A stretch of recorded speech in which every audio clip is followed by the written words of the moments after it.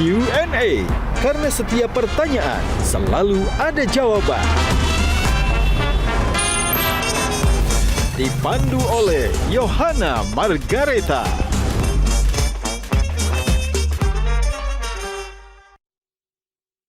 Dipersembahkan oleh Hari ini yang mendukung Cak Imin ini NU kultural apa NU struktural? Ngelihat Cak Imin tuh waktu itu kesel banget, bukan sama Prabowo, sama Gibran. Gus Dur menerima pengunduran diri Caimin, tapi sekaligus kemudian PLT-nya saya tunjuk Caimin. Itu gimana ceritanya? Mana yang benar ini kira-kira? Ini demokrasi seperti apa yang akan generasi kami hadapi? Ya semua raja sama, tapi ada yang raja yang kebetulan baik hati, Raja Bali sama saya. Yang nggak baik hati berarti raja mana, Gus Imin? Saya nggak tahu.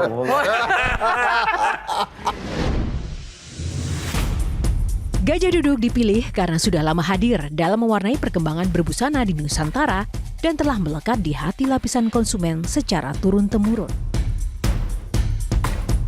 Perkembangan sarung sedemikian pesatnya sehingga sekarang tidak hanya dikenakan oleh pria sebagai outfitnya, karena kain sarung Gajah Duduk menawarkan kenyamanan yang sesungguhnya serta tidak bisa dibandingkan. Hal ini sesuai dengan tagline kita, Legenda Nusantara, bahwa sarung adalah budaya kita, sarung adalah Indonesia.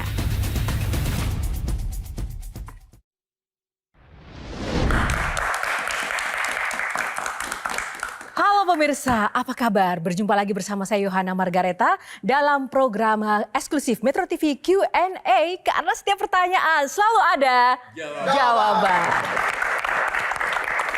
Nah pemirsa, tamu kita pada malam hari ini sosok yang luar biasa. Nah, menghadirkan sosok spesial dan juga inspiratif, ia adalah seorang santri. Memiliki karir politik yang tidak diragukan lagi, menjadi aktivis, anggota dewan, hingga menteri pernah ia jalani. Bahkan kemarin pernah jadi calon wakil presiden Republik Indonesia. Kata-katanya kadang mengandung kontroversi dan sesekali dibumbui komedi. Tak hanya menjadi politisi, ia juga sosok seorang ayah yang menjadi tempat ketiga putrinya bersandar. Siapakah dia? Ia adalah Muhaimin Iskandar.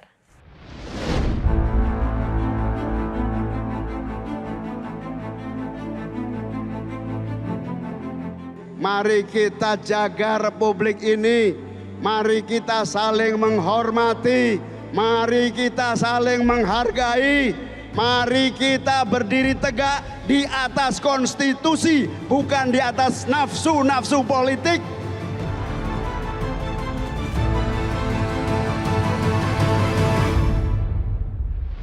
Kita berikan tepuk tangan yang paling meriah untuk Muhaimin Iskandar, Gus Imin. Gus Imin, apa kabar? Selamat datang, boleh bersalam dengan para panelis dulu. Sudah lama tak jumpa Gus Imin, hanya bisa melihat di layar. Boleh berbincang dulu. Apa kabar Gus Imin? Alhamdulillah. Alhamdulillah baik. Sehat walafiat. Baik, sebelum kita mulai Q&A malam hari ini, boleh dong disebutkan kata-kata terkait demokrasi menurut Gus Imin itu apa? Apa saja? Demokrasi ternyata tidak bisa berjalan sendiri. Harus dipupuk dan dirawat agar demokrasi tetap selamat dan kuat. Wih, tepuk tangan teman-teman. Demokrasi dan politik ini penuh dinamika. Nah, kita mau tes ombak dulu dengan Gus Imin. Ada pertanyaan-pertanyaan yang dijawab singkat tanpa harus berpikir ya Gus Imin. Naik Vespa atau sepeda? Vespa. Chelsea atau Persebaya? Persebaya. Perubahan atau keberlanjutan? Perubahan. DPR atau MK? MK dong. Maruf Amin atau Gibran? Nanti Gibran. Nanti Gibran. Jokowi atau Prabowo? Prabowo. Prabowo. Tepuk tangan untuk Gus Imin. Terima kasih, silakan duduk Gus. Sudah diawali dengan semangat tadi di video ya Gus Imin yang mengeluarkan tentang demokrasi yang memang harus benar-benar tidak boleh dikuasai oleh nafsu semata.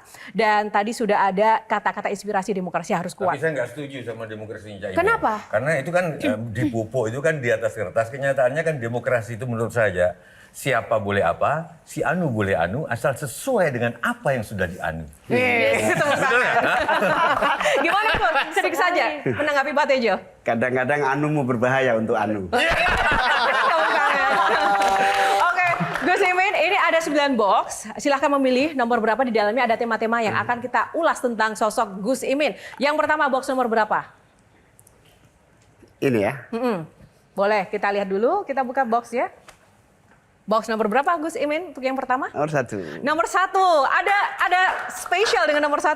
Selalu nomor Selalu nomor 1. Baik, kita akan bicara tentang Selepat Imin. Selepat Imin. Ini kita akan membahas tentang politik dan sepak terjang Gus Imin. Sekali lagi kami ingin mengucapkan selamat Gus Imin terpilih menjadi Ketua Umum PKB. Terima kasih. Walaupun di tengah mohon doanya. dinamika dan kemarin sempat dijegal dan digoyang-goyang. Kenapa sih Gus Imin? Ya, PKB ini kan semakin menarik ya, semakin besar, semakin diminati. Ya tentu saja banyak yang ingin menguasai. Pengen menguasai. Begitu Mbah Tejo. Yang mendukung Cak Imin ini NU kultural apa NU struktural? Karena beda, gitu loh. Iya. Ya tentu NU ini besar ya, saking besarnya itu ada yang berbasis kultural yaitu kiai-kiai yang bukan pengurus NU, ada kiai-kiai yang memang pengurus NU. Nah karena pemilu kemarin banyak struktur NU yang menggembosi PKB begitu, PBNU menggembosi PKB seolah-olah ya memang multi partai yang ada di dalamnya sehingga ya kita betul-betul menggantungkan pada kultur, pada kiai-kiai yang non struktur dan alhamdulillah di tingkat grassroots baik kultur maupun struktur pengurus sih solid ya, jadi tidak ada masalah. Nah, tak elok kalau kita tidak bertanya pada Bang Hensat yang mengamati dinamika politik khususnya PKB. Bagaimana tanggapannya Bang Hensat? Kita mundur sebentar ya, Cak. Yes. Gus Dur itu tidak pernah memilih Muhaimin Iskandar. Tapi ada cerita juga, Gus Dur lah yang memilih Muhaimin Iskandar sebagai PLT ketua pada saat Gus Imin didesak oleh orang-orang yang ada di sekitar PKB itu untuk mundur. Kalau nggak salah ceritanya, Gus mundur Gus. Anda diminta oleh Gus Dur untuk mundur. Oke, tapi saya serahkan sendiri langsung ya pengunduran dirinya. Gus Dur menerima pengunduran diri Caimin, tapi sekaligus kemudian PLT-nya saya tunjuk Caimin. Itu gimana ceritanya? Mana yang benar ini kira-kira? Jadi tidak ada satupun ketua umum PKB yang tidak dipecat oleh Gus Dur. Nah, ketika dipecat itu ngelawan. Ketika melawan hanya satu saya yang menang, yang lain kalah. Nah, kenapa saya menang? Karena saya tidak melawan. Saya ini oleh Gus Dur diuji. Setia nggak nih orang? Tiba-tiba Gus Dur mengadakan rapat pleno, saya hadir, saya nggak tahu apa-apa. Hari ini rapat pleno, keputusannya tunggal, memberhentikan ketua umum dan ketua umum saya ambil alih. Sudah saya diberhentikan, semua tegang, begitu tegang, mengira saya melakukan perlawanan karena anak buah saya lebih banyak di situ di anggota pleno itu. Tapi saya ambil mic, saya bilang karena ini perintah Gus Dur, guru saya, orang tua saya, pemimpin tertinggi saya, kalau perintah mundur ya saya mundur. Kaget semua loh, ternyata nggak ngelawan. Begitu saya nggak ngelawan, ternyata Gus Dur malah akhirnya kaget. Loh, ternyata informasi yang ke saya salah. Semua informasi ke saya menyatakan Muhaimin ini mau melakukan makar, menghentikan ketua Dewan Syuro dan seterusnya. Ternyata kok tidak terjadi. Nah akhirnya walhasil Gus Dur malah rapat sorenya gitu memutuskan karena Muhaimin sudah diberhentikan, maka saya minta pelaksana tugas dari ketua umum adalah Muhaimin. Jadi ini aneh, ini memang jadi saya diberhentikan tapi diangkat menjadi PLT. Itu berarti bukti. ada sesuatu untuk saya PKB dan Muhaimin ya. lulus, kira-kira gitu. Tapi yang menarik Bung Hensat dan teman-teman, selain istimewa tadi di mata Gus Dur dan juga PKB, sosok Muhaimin dan juga mungkin PKB juga spesial di mata sosok yang satu ini karena ia kemarin sempat menyatakan bahwa jangan sampai ini PKB sudah masuk tapi pergi lagi. Coba kita lihat ya harapan sosok yang satu ini.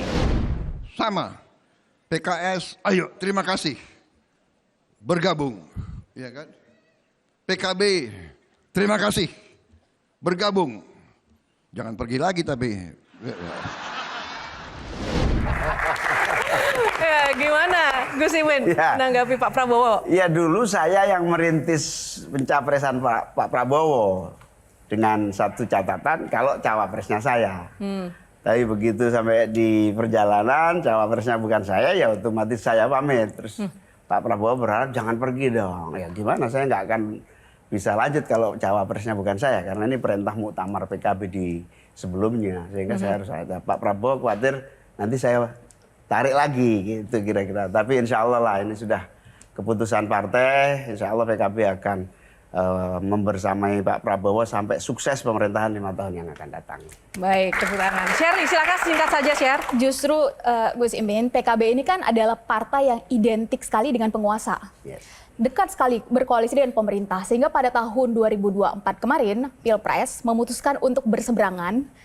Ini nih sebetulnya resiko apa yang Gus Imin hadapi? Dan sekiranya kemarin terpilih, iming-iming apa sebetulnya yang Gus Imin dapatkan? Boleh di-share nggak? Ya, PKB ini keluarga besar NU. NU itu terdiri dari raja-raja kecil. Masing-masing punya pengikut, masing-masing punya umat, masing-masing punya pesantren. Nah, karena itu tidak mudah mensolidkan barisan dalam satu kekuatan. Nah, karena itu kerawanan perpecahan itu selalu muncul di partai ini.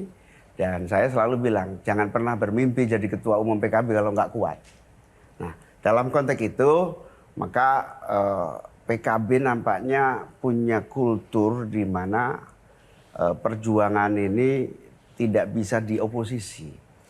Begitu dioposisi, maka terjadi Gejolak. kegoncangan. Nah ini sehingga ketika kami berbeda dengan pemerintah, maka ada pihak-pihak yang terus memanfaatkan keberbedaan itu. Padahal demokrasi itu membebaskan siapapun yang berbeda. Kalau tadi Caimin ditanya perubahan atau keberlanjutan, masih menjawab perubahan. Bagaimana nanti Caimin bisa mengawal perubahan kalau Caimin nanti, bukan nanti ya, sekarang sudah bergabung ke Kim Plus. Dan ketika ngikut-ngikut ke Caimin nih ke beberapa kota, saya ngelihat Caimin tuh waktu itu kesel banget, bukan sama Prabowo, sama Gibran. Gitu Dia ya? tuh kesel banget. Masih ingat nggak pertanyaan dia soal SGIE gitu kan? Dan dia tuh kayaknya sampai ke bawah mimpi nih soal SGIE. Oh serius ya, Gus Imin ke bawah mimpi? Oke. Dan dia selalu bilang ini kayaknya Gibran bakal ngasih pertanyaan-pertanyaan aneh dan benar gitu ya. Jadi dia dijebak. Bagaimana nanti Caimin bisa bekerja sama dengan orang yang pernah menjebak dia gitu. Saya ingin tahu ini kiat-kiatnya Caimin untuk mengatasi permasalahan mental kan sebenarnya ini kan. Oke. Terus yang kedua, kalau memang tetap di jalur perubahan, bagaimana perubahan ini bisa dikawal di mana Caimin bergabung ke Kim Plus ini? Oke, jangan dijawab dulu, kita akan jeda dulu sesaat lagi. Q&A akan kembali.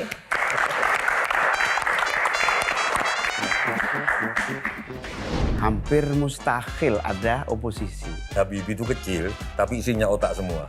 Pertanyaan saya, Caimin itu kecil, isinya apa semua?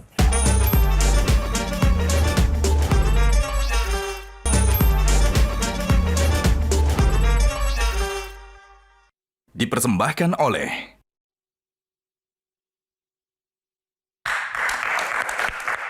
Kembali di Q&A, karena setiap pertanyaan selalu ada jawaban. Nah, tadi sudah ada Semi yang bertanya kepada Gus Imin, silahkan untuk dijawab. Ya, perjuangan perubahan itu kan setidaknya ada 3. Yang pertama merawat demokrasi, yang kedua kedaulatan rakyat atau persamaan di depan hukum, keadilan. Nah, yang ketiga tentu kemakmuran, kesejahteraan. Nah, perubahan ini harus terus diperjuangkan dan memang tentu saja banyak yang kecewa ketika saya bergabung di koalisi pemerintahan baru ini. Bukan hanya orang lain, istri dan anak saya itu keras sekali supaya kita tidak tetap menjadi kritis di dalam jalur perubahan. Tapi kita menyadari penuh bahwa partai ini tidak berjalan sendiri. Partai ini ada di dalam sistem. Makanya akhirnya saya diskusi dengan Dewan Syuro, diskusi dengan para pakar PKB, juga para ahli. Bagaimana posisi PKB yang semula di jalur perubahan kemudian bergabung di pemerintahan. Satu kalimat yang saya pegang dari beliau-beliau dan mereka yang ahli ini adalah kesempatan PKB untuk memitigasi demokrasi dalam berbagai ancaman itu bisa melalui koalisi bersama pemerintah. Sementara jalan mitigasi di luar pemerintah itu masih banyak yang lain yang bisa melakukan. Karena itu perjuangan perubahan itu dalam konteks pemerintahan adalah apabila sudah mentok di dalam jalur demokrasi formal, maka perjuangan di luar parlemen atau di luar jalur pemerintahan. Karena apa? Perjuangan demokrasi itu memang ada parlementer dan non parlementer. Bagi Indonesia hari ini hampir mustahil ada oposisi. Mustahil. Kenapa? Perangkat hukum yang ada sama sekali tidak memberi ruang. Kenapa perangkat hukum itu bisa kemudian tidak cukup memberi ruang bagi demokrasi partai kita? tidak mendapatkan tempat yang memadai di negara Siapa ini. yang harusnya memperkuat perangkat hukum itu? Jadi menurut saya Anda jangan coba-coba jadi pengurus partai kalau nggak tahan. Karena partai ini betul-betul tidak mendapatkan tempat, hanya mendapatkan ruang sebagian saja dari proses Mau saya pemerintahan. konkretkan, mungkin gini ya, yang disebut nggak ada ruang itu mungkin bisnisnya dimatikan kalau oposisi atau nggak dapat jatah ini tambang atau apa, atau mungkin sehingga padahal kan harus menghidupin partai atau Ya, gitu. misalnya sederhana, undang-undang pembagian pimpinan DPR, pembagian pimpinan komisi di pusat maupun di daerah. Begitu Anda oposisi, maka Anda tidak akan mendapatkan Nah, artinya satupun. sebenarnya ya masalah tentang perangkat hukum dan hukum kita itu lemah dong, bisa dibilang Nggak seperti cuma itu juga, Jo. Dan reward dari rakyat nggak ada buat oposisi. Nah, bicara Gini, kalau reward dari rakyat itu besar untuk oposisi, harusnya PKS menang pemilu kemarin. Tapi kan enggak. Nah, bicara soal rakyat, oke, mungkin tidak ada reward dari rakyat, tapi kemarin kita melihat bersama-sama bahwa semangat rakyat untuk juga peduli dengan demokrasi kita juga besar. Dan salah satunya juga dilakukan dan disuarakan oleh sang Putri Caimin sendiri. Kita akan lihat. Kemarin sempat viral Gus Imin. Ini adalah yang kami capture dari sang putri ya. Menolak kebijakan-kebijakan jelek, menolak kinerja DPR yang serampangan, dan akar utamanya menolak monopoli kekuasaan yang mengobok-ngobok independensi partai politik melalui adu domba yang membabi buta lawan sampai ke akarnya. Nah, ini adalah dari Twitternya Mbak Rahma ya, yang memang sempat viral. Nah, ini. Bayangin anaknya jurnalis turun ke lapangan langsung kritik pemerintah, bapaknya satu kubu di pemerintah, sakit banget pasti. Sakit nggak Gus Imin? Nah, terus ini Mbak Rama bilang, iya tapi aku bisa memahami beban dan alasan kenapa ayahku harus melakukan apa yang ia lakukan. Aku masyarakat sipil biasa, jadi turun adalah caraku melawan dan membantu ayahku. Dia juga tahu aku turun. Tepuk tangan dong buat generasi muda kita. Ya, Silakan Gus Imin. saya tahunya dia turun setelah baca Budian. Tapi sebetulnya saya nggak kaget karena sehari-hari dia hampir 24 jam gebukin saya. Setiap perbedaan di pemerintah dengan rakyat itu selalu keras sana ini. Bahkan sempat bilang saya tidak akan lagi mau berpolitik kalau begini caranya, nggak akan bantu lagi ayah. Tapi tiba-tiba dia muncul dengan ikut demo kemarin, Untung nggak pamit saya, kalau pamit saya jadi serba repot itu. Demo, dan saya kira di keluarga kami dari dulu sih ada kebebasan lah ya, masing-masing punya cara pandang, pilihan-pilihan untuk mengambil sikap dan langkah-langkah. Gus Imin, justru Sherly mungkin sampaikan dulu bahwa Sherly berteman baik dengan Rara. Oh iya. Jadi ketika tadi Rara berani mengatakan kayak begitu dan ternyata ayahnya tahu, maka justru pertanyaan Sherly, ini demokrasi seperti apa yang akan generasi kami hadapi dalam 10 tahun ke depan ketika pragmatisme dan oportunis ini dipertontonkan ke kami, Cak? Gimana menurut Betul. Cak? Menurut saya memang kita sedang dalam posisi yang tidak baik-baik saja. 30 tahun usia demokrasi dan reformasi kita, seperti yang saya sampaikan, butuh penyegaran, pemupukan, restart demokrasi. Misalnya sistem politik kita, undang-undang partai politik kita, kompetisi kita. Kompetisi kita itu 5 tahun. Mestinya kompetisi kita itu ke saat pemilu lah. Ini 5 tahun tiap hari saling cari kesalahan, tiap hari saling memojokkan. Nah, kita berhasil menyatukan pilkada dan pilpres tidak terlalu jauh agar 4 tahun berikutnya kita tidak dalam posisi kompetisi. Tapi di sisi yang lain memang kita harus akui indeks demokrasi kita turun. Percaya sama saya, tidak akan pernah ada investasi besar masuk di Republik ini ketika demokrasi cacat, ketika hukum tidak tegak, ketika proses demokrasi itu oligarki. percaya saya, gagal pembangunan kita ini. Pasti karena orang nggak trust kepada Indonesia. Tapi mungkin saya nyambung Sherly ya. Tadi kan Sherly gimana generasi ke depan kalau ditontonin sama bapaknya sendiri bahkan Rara tadi pragmatisme masuk ke koalisi, nggak tahu Caimin dengan Kim Plus ini sedang bersiasat atau sedang berstrategi, aku nggak tahu. Pertanyaan saya adalah kalau keliru pakar keliruologi Jaya Suprana mengatakan Habibie itu kecil tapi isinya otak semua. Pertanyaan saya, Caimin itu kecil, isinya apa semua? Jadi ya memang sebagai partai politik yang Jadi dari sini ke sini isinya Caimin apa? Saya mau nanya itu gitu. isinya ruwet. Enggak apa tekad? Ya, apa? Yang paling penting dijaga di sini adalah niat. Niat itu agar kita di NU itu ada kaidah. Apa yang tidak bisa kamu raih semuanya, setidaknya jangan kamu tinggalkan semuanya. Tepuk tangan Gus Imin. Terima kasih.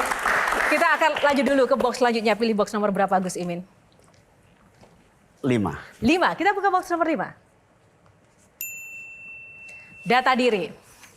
Baik, tepuk tangan untuk Gus Imin, sosok yang berani dan kita kenal sosok yang kadang tuh ceplas-ceplos, belak-belakan, spontan dan bahkan kontroversi yang bikin kita baca dan mendengar tuh justru deg-degan sendiri Gus Imin ya. Nah kemarin juga ada yang menarik juga dari statement Gus Imin mengucapkan kata-kata terima kasih kepada Raja Bali. Ini kan kayaknya kita nggak asing ya mendengar kata raja yang kayak lagi ngetren ini negara Indonesia ini kayaknya kok jadi kerajaan republik atau gimana? Kenapa itu maksudnya Raja Bali? Ya, ada Raja Jawa temennya Raja Jawa atau gimana? Ya semua raja sama.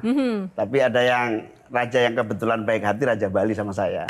Yang nggak baik hati berarti Raja mana Gus Imin? Saya nggak tahu. Baik.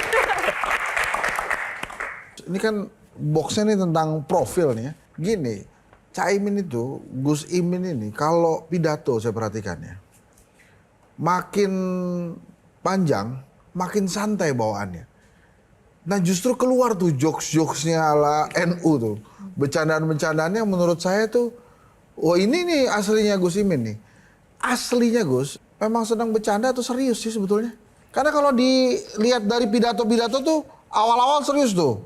Nanti ujung-ujung tuh bisa bercanda-bercanda terus bahkan marah kayak kemarin kan tiba-tiba pengecut tiba-tiba teriak-teriak begitu tuh. Itu kan saya yakin nggak ada tuh di teksnya tuh. Atau misalnya komentar, wah ini gawat ini makin ketop ini. Nah gitu loh. Nah hal-hal kayak gitu yang menurut saya ini tuh Caimin tuh aslinya memang suka bercanda atau serius atau tergantung permintaan sutradara. Oke, baik pertanyaan yang sangat menarik dan pertanyaan kita semua, namun jangan dijawab dulu karena setiap pertanyaan ada jawaban, tapi sesaat lagi hanya di Q&A kita jeda dulu.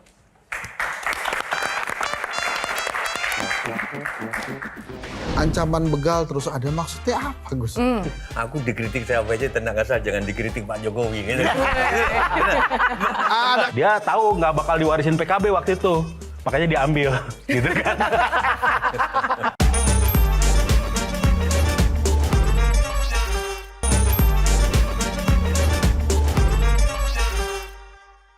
Dipersembahkan oleh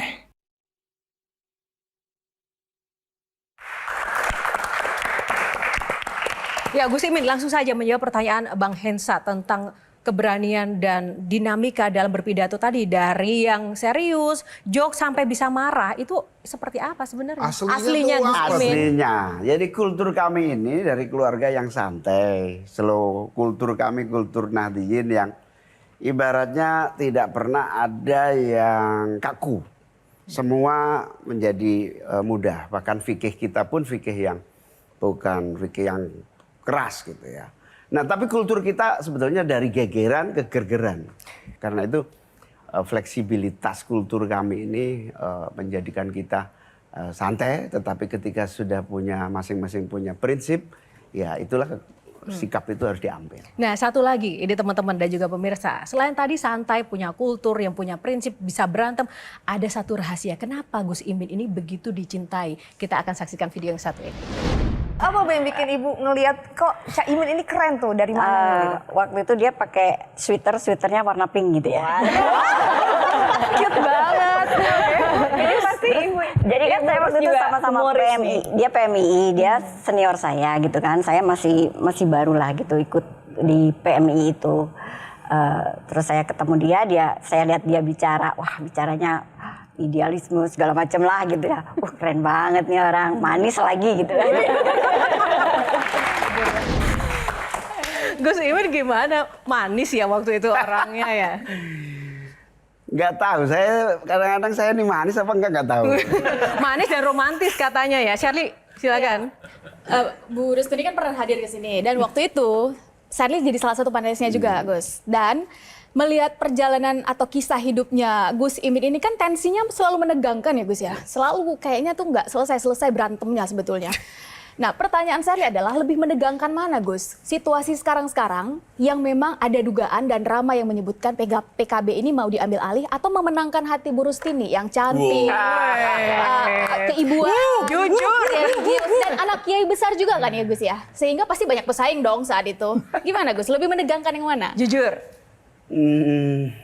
Memang hidup saya penuh ketegangan.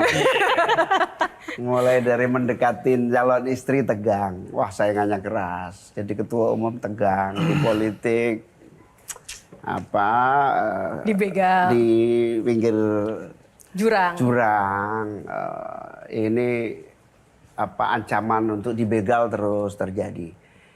Ya itu takdir saya ya. Jadi soal mana yang lebih menantang saya kira sama-sama menantang itu merebut hati istri sama merebut hati rakyat. tampuk kepemimpinan itu memang sama-sama menegangkan. Tadi ada yang diucapkan Caimin yang menarik nih. Ancaman begal terus ada maksudnya apa, Gus? Nah ini loh, Gus Imin ini kalau tiba-tiba nyeplos itu suka lucu-lucu tuh. Aku pernah ngobrol sama Caimin, ini di Blitar, nggak tahu. Cak sampean tuh mau dikritik Pak Surya Paloh, mau dikritik Bu Mega, tenang aja Pak. Dia jawabnya, aku dikritik siapa aja tenang asal jangan dikritik Pak Jokowi. Gitu. Ada kaitannya jangan-jangan. Jangan ada kaitannya itu begal-begalan. Itu setahun yang lalu. Aku takut setengah mati sama Pak Jokowi. Nah sekarang masih takut nggak? Atau takutnya lebih turun apa masih takut? Ya sekalian jawab yang begal-begal itu, Gus. Jadi perencanaan begal PKB itu jauh sebelum pemilu, saat pemilu, setelah pemilu, bahkan setelah kalah Pilpres. Nah, kemudian apakah takut menghadapi pembegal? Jangan pernah takut kepada pembegal, karena kalau kita yakin, insya Allah mereka juga akan ngepel. Pertanyaannya pembegalnya siapa? Apakah ada kaitannya dengan pertanyaan Mbak Tejo tadi? Takutnya. Ketakutan sama Pak Jokowi masih di sini apa makin turun? Saya nggak ngomong pembegalnya, nggak ada hubungannya sama Pak Jokowi ini pembegalnya. Itu nama-nama yang semua sudah tahu. Nah, soal sama presiden, ya siapapun pasti takut sama presiden. Nah, Gus Imin, sebenarnya tekanan itu seperti apa sih yang dialami kan kalau kemarin waktu pemilu itu kan banyak sekali tekanan-tekanan kasus, dikit-dikit kalau berseberangan panggil KPK, kemudian jalur hukum, dikulik-kulik lagi dosa-dosanya. Nah, kalau Gus Imin ini bagaimana? Tekanan seperti apa yang paling berat dihadapi selama ini? Ya, semua tekanan sudah saya alami.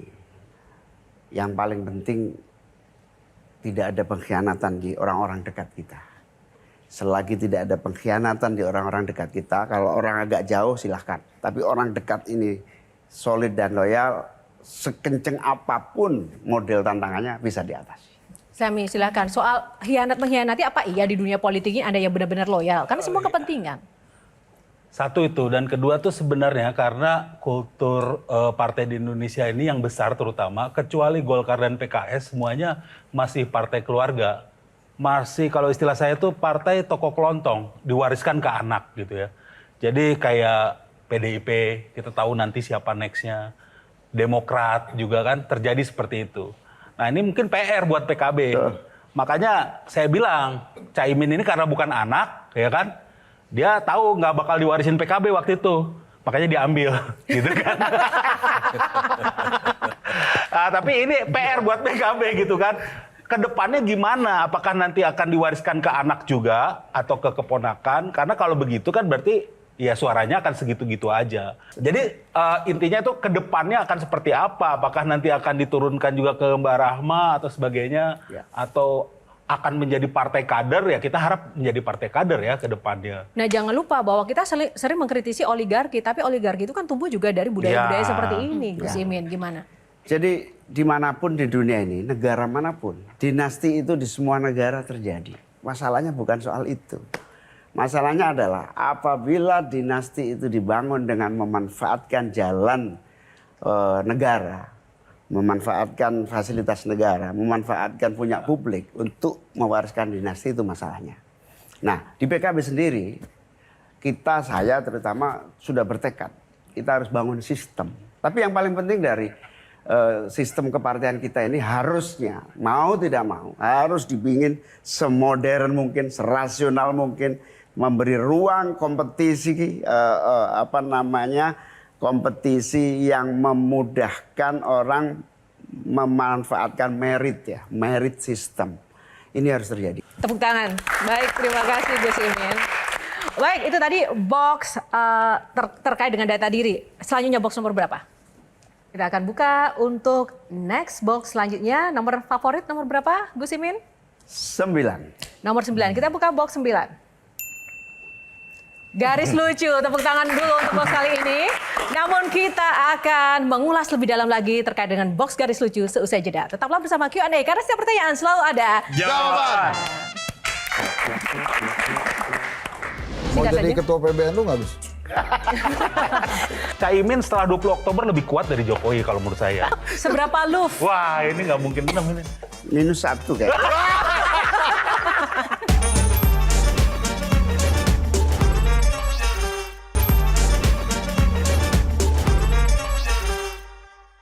Dipersembahkan oleh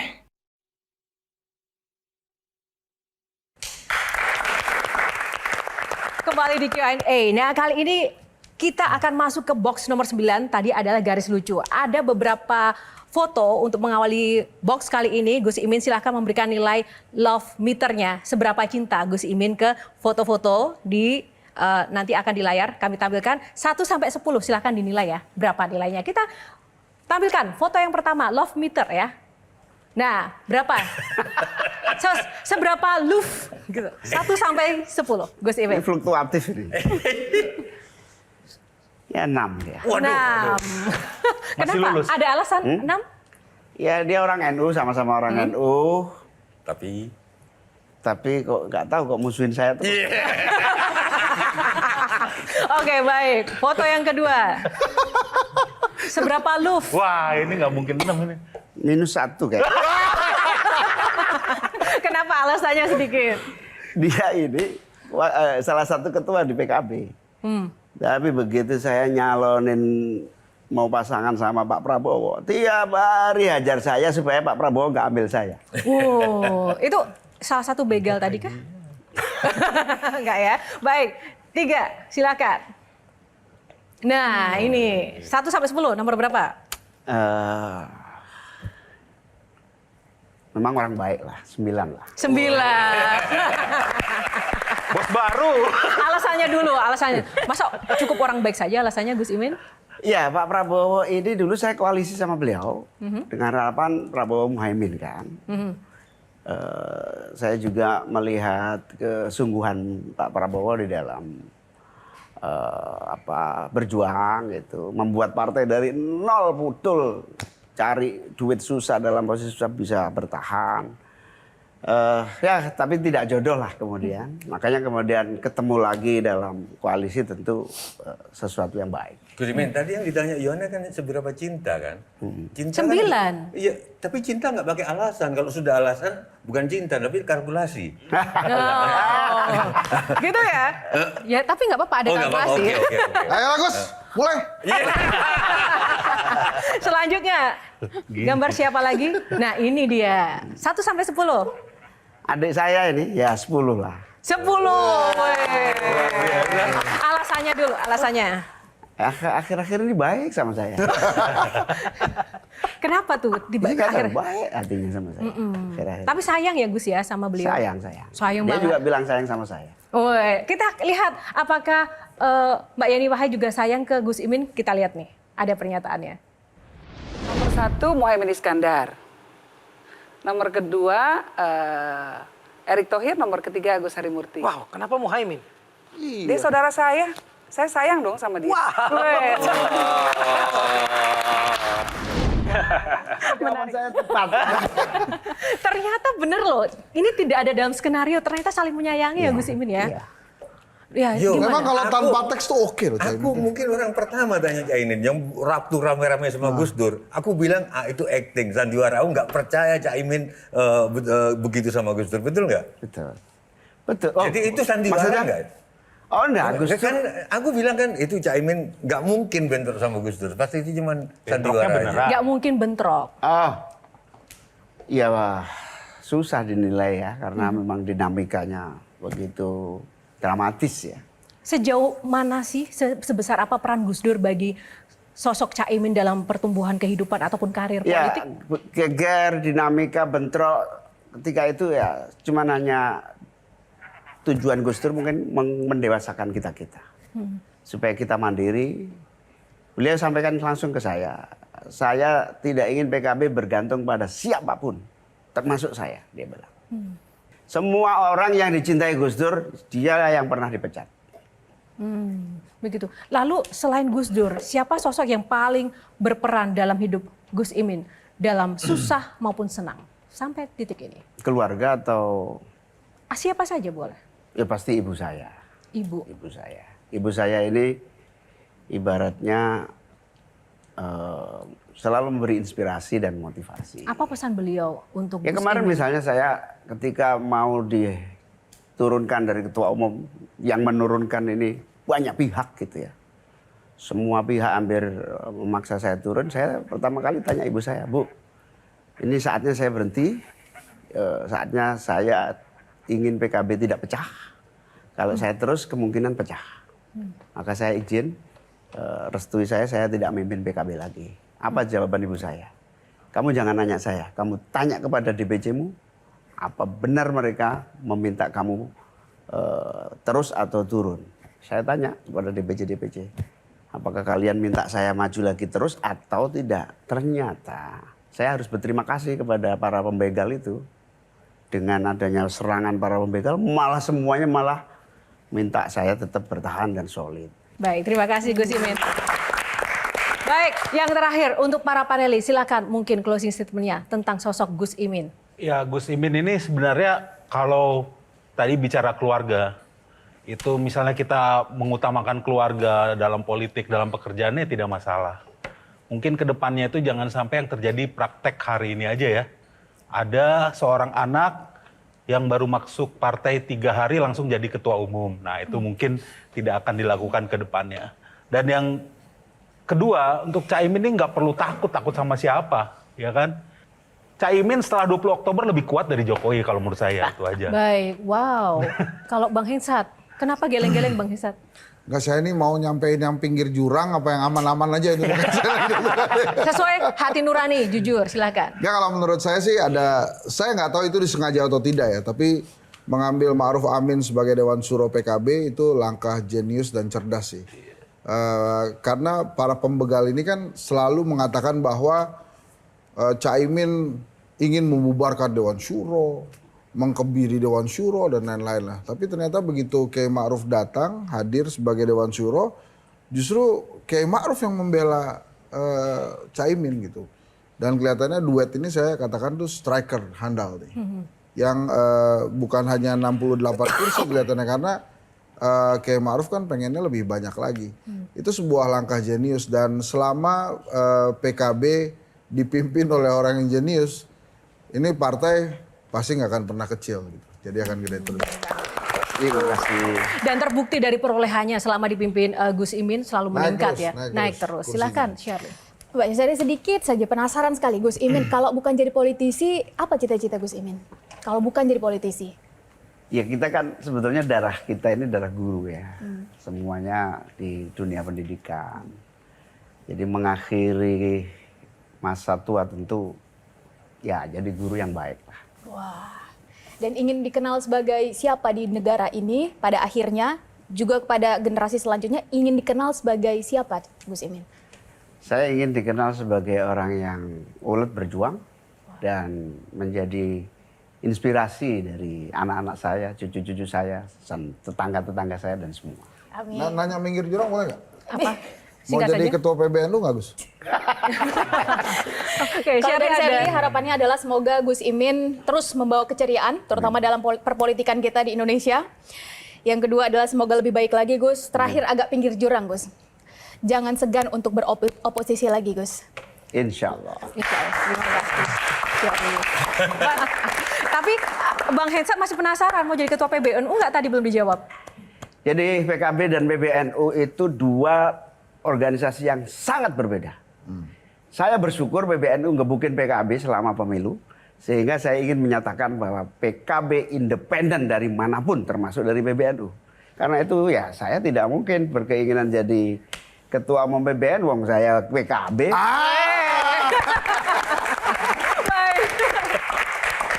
Silakan Pak Enggak, Tejo saya dulu. sebagai orang separuh Jawa, separuh Madura, saya ingin PKB besar karena PKB itu kalau Jawanya PKB. Jadi semuanya PKB, semuanya PKB. Bareng-bareng. Kalau macam Maduranya PKB. Nah, jadi PKB, jadi Partai Gerindra juga PKB. Partai Golkar PKB juga, PKB. Jadi semoga merangkum semuanya dan saya mendukung Sherly jadi oposan.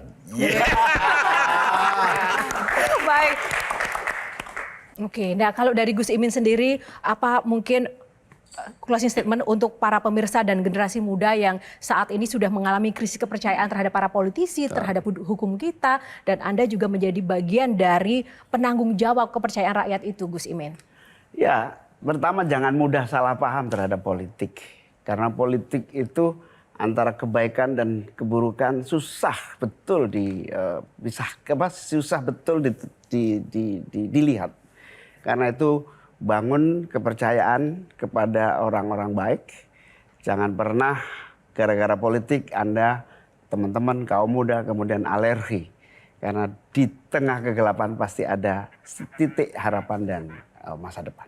Baik, terima kasih. Terima kasih Gus Imin yang pasti semangat pantang menyerah, semangat untuk terus menularkan tekad-tekad keberanian di setiap lini kehidupan dan juga menjadi bagian yang terbaik di pemerintahan, menjalankan amanat rakyat ya Gus Imin. Kami menitipkan seluruh amanat-amanat rakyat. Semoga Indonesia semakin maju nanti ke depan di tengah koalisi-koalisi yang nanti akan kita saksikan sama-sama dan kita akan jalani sama-sama pemerintahan selanjutnya. Terima kasih Gus Imin sudah berbagi bersama Q&A dan terima kasih juga untuk Anda pemirsa yang sudah bersama kami. Tak lupa kami juga mengucapkan terima kasih untuk Sarung Gajah Duduk yang sudah menyiapkan baju saya pada malam hari ini. Sarung Gajah Duduk, legenda Nusantara yang ada tulisan Arabnya. Saya Yohana Margarita undur diri. Terima kasih atas kebersamaan Anda. Karena setiap pertanyaan selalu ada jawaban.